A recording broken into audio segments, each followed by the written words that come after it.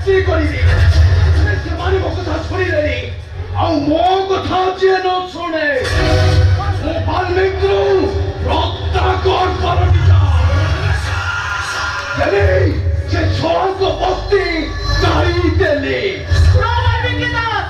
ଗରିବ ଲୋକମାନଙ୍କ ଛାତି ଉପରେ ଗୋଡ଼ ଦେଇ କେହି କେବେ ଉପରକୁ ଉଠିନି ତାଙ୍କ ଆଖିରେ ଲୁହ ଦେଇ କେହି କେବେ ଖୁସିରେ ରହିନି କଥା କହିବା ବନ୍ଦ କର